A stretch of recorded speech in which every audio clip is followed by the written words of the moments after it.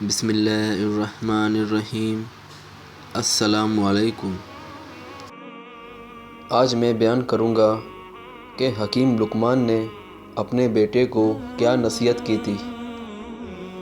سورہ لقمان آیت نمبر 12 میں اللہ تعالیٰ فرماتے ہیں، اور ہم نے یقیناً لقمان کو حکمت دی تھی کہ تو اللہ کا شکر کر، ہر شکر کرنے والا اپنے نفع کے لیے شکر کرتا ہے، اور جو بھی ناشکری کرے وہ جان لے کہ اللہ بے نیاز اور تعریفوں والا ہے۔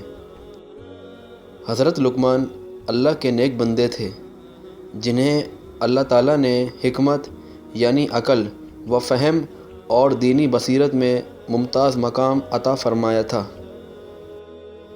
ان سے کسی نے پوچھا، تمہیں یہ فہم و شعور کس طرح حاصل ہوا؟ انہوں نے فرمایا، راست بازی، امانت کے اختیار کرنے اور بے فائدہ باتوں سے اجتناب اور خاموشی کی وجہ سے۔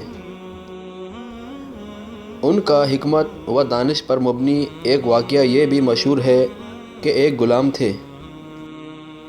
ان کے آقا نے کہا کہ بکری ذبح کر کے اس کے سب سے بہترین 2 حصے لاؤ۔ چنانچہ وہ زبان اور دل نکال کر لے گئے۔ ایک دوسرے موقع پر آقا نے اس سے کہا کہ بکری ذبح کر کے اس کے سب سے بدترین 2 حصے لاؤ۔ وہ پھر وہی زبان اور دل لے کر چلے گئے۔ پوچھنے پر انہوں نے بتایا کہ زبان اور دل اگر صحیح ہو تو سب سے بہترین ہیں، اور اگر یہ بگڑ جائیں تو ان سے بدتر کوئی چیز نہیں۔ سورہ لقمان آیت نمبر 13 میں اللہ تعالیٰ فرماتے ہیں، اور جب کہ لقمان نے وعظ کرتے ہوئے اپنے لڑکے سے فرمایا کہ میرے پیارے بچے، اللہ کے ساتھ شریک نہ کرنا، بے شک شرک بڑا بھاری ظلم ہے۔ یعنی اللہ تعالیٰ نے حضرت لقمان کی سب سے پہلی وصیت یہ نقل فرمائی کہ انہوں نے اپنے بیٹے کو شرک سے منع فرمایا، جس سے یہ واضح ہوا کہ والدین کے لیے ضروری ہے کہ وہ اپنی اولاد کو شرک سے بچانے کی سب سے زیادہ کوشش کریں۔ اور آیت نمبر 14 میں اللہ تعالیٰ فرماتے ہیں، ہم نے انسان کو اس کے ماں باپ کے متعلق نصیحت کی، اور اس کی ماں نے دکھ پر دکھ اٹھا کر اسے حمل میں رکھا، اور اس کی دودھ چھڑائی 2 برس میں ہے، کہ تو میری اور اپنے ماں باپ کی شکر گزاری کر، تم سب کو میری ہی طرف لوٹ کر آنا ہے۔ توحید و عبادت الہی کے ساتھ ہی والدین کے ساتھ حسن سلوک کی تاکید سے اس نصیحت کی اہمیت واضح ہے۔ اس کا مطلب یہ ہے کہ رحم مادر میں بچہ جس حساب سے بڑھتا جاتا ہے، ماں پر بوجھ بڑھتا جاتا ہے، جس سے عورت کمزور سے کمزور تر ہوتی چلی جاتی ہے۔ ماں کی اس مشقت کے ذکر سے اس طرف بھی اشارہ نکلتا ہے کہ والدین کے ساتھ احسان کرتے وقت ماں کو مقدم رکھا جائے۔ سورہ لقمان آیت نمبر 15 میں اللہ تعالیٰ فرماتے ہیں، اور اگر وہ دونوں تجھ پر اور اس بات کا دباؤ ڈالیں کہ تو میرے ساتھ شریک کرے جس کا تجھے علم نہ ہو، تو اس کا کہنا نہ ماننا۔ ہاں، دنیا میں اس کے ساتھ اچھی طرح بسر کرنا اور اس کی راہ چلنا جو میری طرف جھکا ہوا ہو۔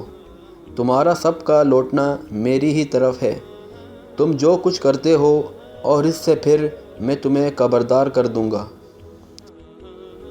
اب آگے پھر وہی وصیتیں بیان کی جا رہی ہیں جو لقمان نے اپنے بیٹے کو کی تھیں۔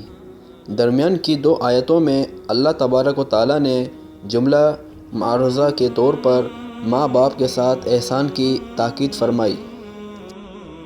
آیت نمبر 16 میں ہے، پیارے بیٹے، اگر کوئی چیز رائی کے دانے کے برابر ہو، پھر وہ بھی خواہ کسی چٹان میں ہو یا آسمانوں میں یا زمین میں ہو، اسے اللہ ضرور لائے گا۔ اللہ بڑا باریک بین اور خبردار ہے۔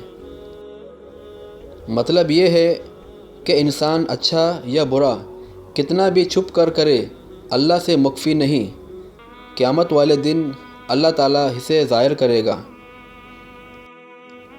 اور آیت نمبر 17 میں ہے،